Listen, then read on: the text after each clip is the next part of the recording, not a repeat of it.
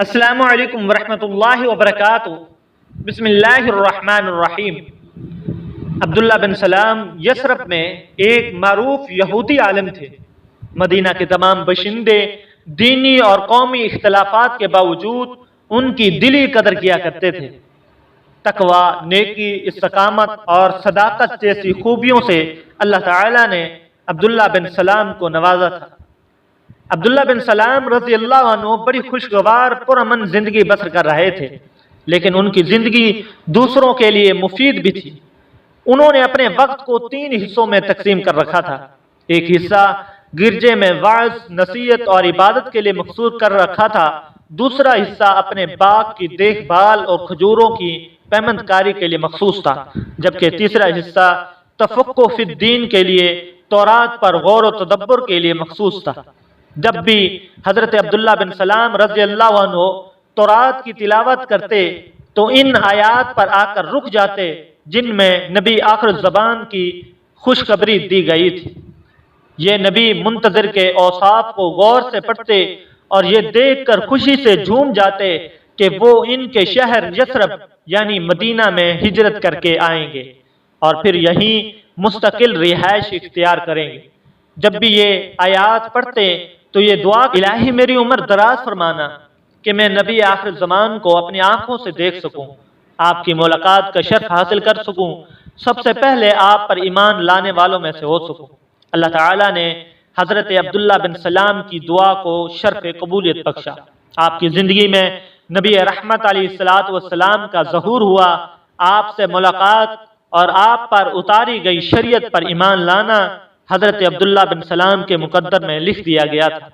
عبداللہ بن سلام کے اسلام قبول کرنے کی داستان انہی کی زبانی سماعت فرمائیں، کیونکہ یہ اپنی آپ پر بیتی زیادہ عمدہ انداز میں بیان کر سکتے ہیں۔ حضرت عبداللہ بن سلام رضی اللہ عنہ فرماتے ہیں، جب میں نے رسول اللہ صلی اللہ علیہ وسلم کے ظہور کے متعلق سنا تو میں نے آپ کے نام و نسب، صفات، ظہور پذیر ہونے کی جگہ اور وقت کا بغور جائزہ لیا تو میں نے آپ کا بالکل اس کے مطابق پایا جو تورات میں لکھا ہوا تھا۔ میں فوراً آپ کی نبوت پر یقین لے آیا اور آپ کی دعوت کی صداقت پر دل و جان سے ایمان لے آیا، لیکن میں اپنی اس کیفیت کو یہودیوں سے چھپائے رکھا اور اس موضوع پر بات کرنے سے اپنی زبان کو اس وقت تک روکے رکھا یہاں تک رسول خدا صلی اللہ علیہ وسلم مکہ سے سوئے مدینہ ہجرت کے ارادے سے روانہ ہو گئے۔ جب آپ مدینہ پہنچے، وادی قباء میں جلوہ فروز ہوئے تو ایک شخص آپ کی تشریف آوری کی اطلاع دیتے ہوئے لوگوں میں منادی کرتا ہوا ہمارے پاس آیا۔ میں اس وقت کھجور کے درخت کی چوٹی پر کھجوریں اتارنے میں مصروف تھا۔ میری پھوپھی خالدہ بنت حارث درخت کے نیچے بیٹھی ہوئی تھی۔ جب میں نے یہ منادی سنی تو درخت پر بیٹھا ہی بآواز بلند نعرہ زن ہوا، اللہ اکبر، اللہ اکبر۔ میری پھوپھی نے جب نعرہ سنا تو بولی، خدا تجھے غارت کرے، اللہ کی قسم اگر تو موسیٰ بن عمران علیہ السلام کی آمد کے متعلق سنتا تو اس سے زیادہ خوشی کا اظہار نہ کرتا۔ میں نے کہا، پھوپھی جان، اللہ کی قسم یہ موسیٰ بن عمران علیہ السلام کے بھائی ہیں اور انہی کے دین پر گامزن ہیں اور وہی شریعت دے کر بھیجے گئے ہیں جو حضرت موسیٰ علیہ السلام کو دی گئی تھی۔ وہ یہ باتیں سن کر خاموش ہو گئی اور پھر بولی، کیا یہ وہی نبی ہے جس کے بارے میں تم ہمیں بتایا کرتے تھے کہ وہ پہلے انبیاء علیہ السلام کی تصدیق کرنے والا ہوگا اور اپنے رب کے پیغامات کو مکمل طور پر پہنچانے والا ہوگا؟ میں نے کہا ہاں۔ وہ کہنے لگی، پھر تو ٹھیک ہے۔ میں اسی وقت رسول خدا صلی اللہ علیہ وسلم کی خدمت اقدس میں پہنچا۔ آپ کے دروازے پر لوگوں کی بہت بڑی بھیڑ تھی۔ میں لوگوں کو ہٹاتا ہوا آگے بڑھا، حتیٰ کہ آپ کے قریب پہنچا۔ سب سے پہلے میں نے آپ کی زبان مبارک سے یہ باتیں سنی، لوگو سلام پھیلاؤ، رات کے وقت جب لوگ سوئے ہوئے ہوں تو تم نماز پڑھا کرو، اس طرح جنت میں سلامتی امن کے ساتھ داخل ہو سکو گے۔ میں آپ کے چہرہ انور کو بڑے غور سے ٹکٹی لگا کر دیکھنے لگا۔ مجھے یقین ہو گیا کہ یہ پر انور چہرہ کسی جھوٹے شخص کا چہرہ نہیں ہو سکتا۔ پھر میں قریب ہوا اور پکارا، لا الہ الا اللہ محمد رسول اللہ۔ اللہ کے سوا کوئی معبود حقیقی نہیں اور محمد صلی اللہ علیہ وسلم اللہ کے رسول ہیں۔ کلمہ سن کر آپ نے میری طرف توجہ کی اور مجھ سے پوچھا آپ کا نام کیا ہے؟ میں نے کہا حسین بن سلام۔ حضرت عبداللہ بن سلام کا اسلام لانے سے پہلے نام حسین بن سلام تھا۔ آپ نے ارشاد فرمایا آج سے آپ کا نام عبداللہ بن سلام ہے۔ میں نے ادب سے نگاہیں جھکا لی اور عرض کی اللہ کی قسم آج کے بعد میں اس کے علاوہ اپنا کوئی دوسرا نام رکھنا پسند نہیں کروں گا۔ پھر میں رسول خدا صلی اللہ علیہ وسلم کی محفل سے اٹھا اور سیدھا اپنے گھر پہنچا۔ میں نے اپنی بیوی، اولاد اور دیگر اہل خانہ کو اسلام کی دعوت دی۔ الحمدللہ سب مسلمان ہو گئے اور میری پھوپھی خالدہ وہ بھی مسلمان ہو گئی اور وہ ان دنوں عمر رسیدہ تھی۔ پھر میں نے اپنے اہل خانہ سے کہا میرے اور اپنے اسلام لانے کو یہودیوں سے اس وقت تک چھپائے رکھو جب تک میں تمہیں اظہار کرنے کی اجازت نہ دے دوں۔ گھر والوں نے کہا ٹھیک ہے۔ پھر میں رسول اللہ صلی اللہ علیہ وسلم کی خدمت اقدس میں پہنچا اور عرض کی یا رسول اللہ صلی اللہ علیہ وسلم یہودی بہت بڑی جھوٹی قوم ہے۔ میری رائے ہے کہ پہلے آپ ان کے سرداروں کے سامنے دعوت پیش کریں، مجھے اپنے کسی حجرے میں چھپا لیں اور ان سے میرے متعلق پوچھیں کہ میرا ان کے دلوں میں کیا مرتبہ ہے۔ میرے اسلام قبول کرنے کا ابھی انہیں نہ بتائیں، اگر پہلے انہیں بتا دیا کہ میں مسلمان ہو گیا ہوں تو یہ مجھ پر بہتان تراشی کی انتہا کر دیں گے۔ رسول اللہ صلی اللہ علیہ وسلم نے مجھے ایک حجرے میں چھپا دیا۔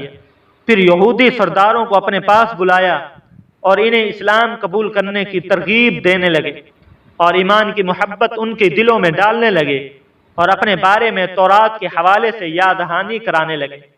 وہ آپ صلی اللہ علیہ وسلم سے جھگڑا کرنے لگے اور اسلام کو باطل مدد ثابت کرنے کے لیے ایڑی چوٹی کا زور لگانے لگے۔ میں حجرے میں بیٹھا ان کی باتیں سن رہا تھا۔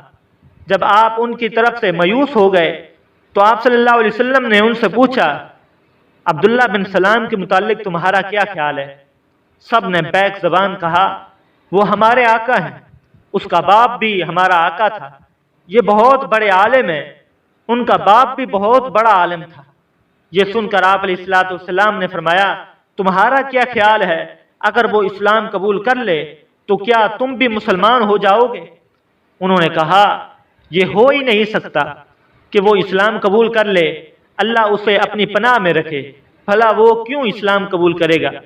یہ کلمات سنتے ہی حضرت عبداللہ بن سلام فرماتے ہیں میں حجرے سے باہر ان کے سامنے آ گیا اور میں نے کہا یہودیوں اللہ سے ڈر جاؤ، جو دعوت حضرت محمد صلی اللہ علیہ وسلم تمہارے پاس لے کر آئے ہیں اسے قبول کر لو۔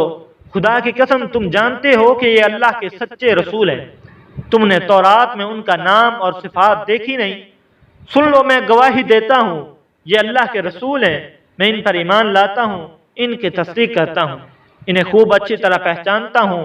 میری یہ باتیں سن کر سب یہودیوں نے بیک زبان کہا تو جھوٹ بولتا ہے، خدا کی قسم تو شریر ہے، تیرا باپ بھی بہت بڑا شریر اور فریبی تھا، تو خود بھی جاہل اور تیرا باپ بھی پرلے درجے کا جاہل اور بے وقوف تھا، کوئی عیب نہ چھوڑا جو انہوں نے مجھ میں نہ نکالا۔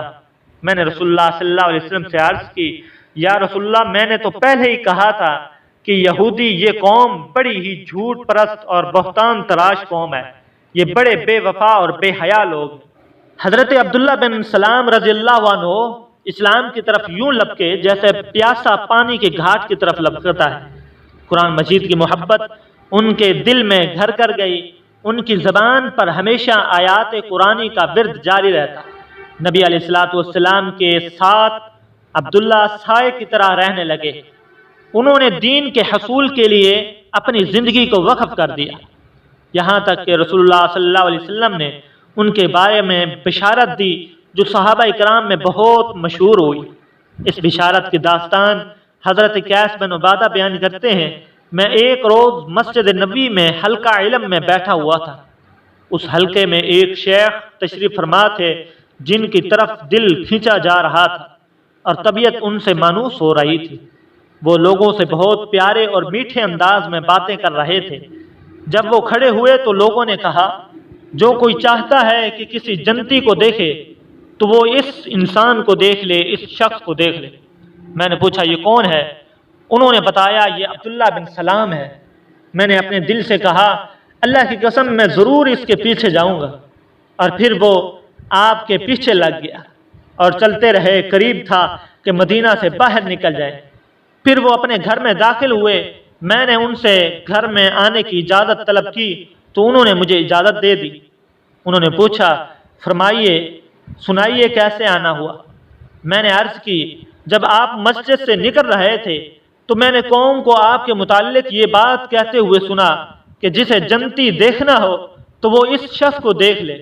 یہ سن کر میں آپ کے پیچھے پیچھے چلا آیا تاکہ یہ معلوم کر سکوں کہ لوگوں کو کیسے معلوم ہوا کہ آپ جنتی ہیں۔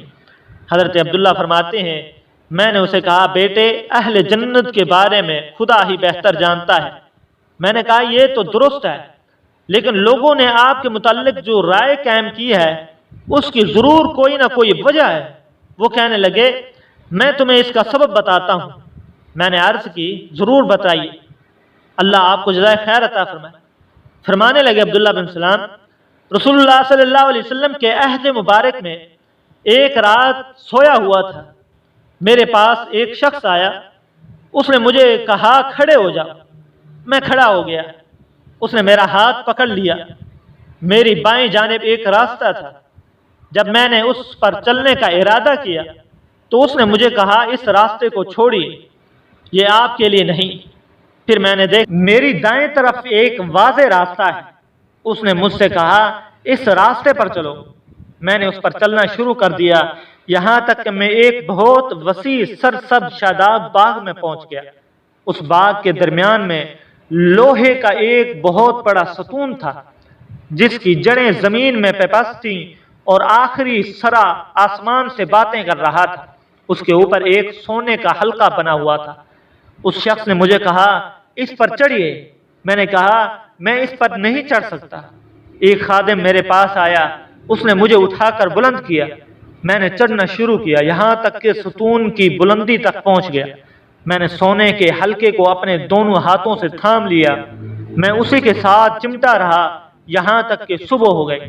جب صبح کو بیدار ہوا تو سیدھا رسول خدا صلی اللہ علیہ وسلم کی خدمت اقدس میں پہنچا اور آپ کو میں خواب سنایا۔ آپ نے خواب سن کر ارشاد فرمایا جو تم نے اپنی بائیں طرف راستہ دیکھا تھا وہ اہل نار کا راستہ تھا، اور جو تم نے اپنے دائیں طرف راستہ دیکھا تھا وہ اہل جنت کا راستہ تھا، اور جو تم نے سرسبز شاداب باغ دیکھا وہ اسلام ہے، اور جو اس کے وسط میں ایک ستون دیکھا ہے وہ دین ہے، اور ستون کے اوپر جو سنہری حلقہ ہے وہ عروہ وثقی ہے جو مرتے دم تک اسی مضبوط کڑی کے ساتھ منسلک رہو گے۔ تو ناظرین آپ نے سنا کہ حضرت عبداللہ بن سلام رضی اللہ عنہ جب ایمان لائے تو پوری قوم یہودیت ان کی دشمن بن گئی۔ حضرت عبداللہ بن سلام رضی اللہ عنہ پر جب حق کا راستہ واضح ہوا تو انہوں نے حق کا ساتھ دیا، حق کے راستے پر چل نکلے اور دشمنیت کی کوئی پرواہ نہیں کی۔ ہمیں بھی چاہیے جب قرآن و حدیث کے مسائل ہم پر واضح ہو جائیں تو ہم کسی کی بات نہ سنیں، صرف قرآن و حدیث کو مقدم رکھیں اور اسی راستے پر ہمیں اللہ تعالیٰ چلنے کی توفیق دے۔ ناظرین ہم آپ کے لیے اسی طرح اصلاحی اسلامی ویڈیوز بناتے ہیں۔ نئے آنے والے دوستوں سے گزارش ہے کہ اگر آپ نے ابھی تک ہمارے چینل کو سبسکرائب نہیں کیا تو ہمارے چینل کو سبسکرائب کر کے بیل آئیکن کو بھی پریس کر دیں تاکہ ویڈیو کا نوٹیفیکیشن آپ کو بر وقت موصول ہو سکے۔ دعاؤں میں یاد رکھنا، اللہ نگہبان۔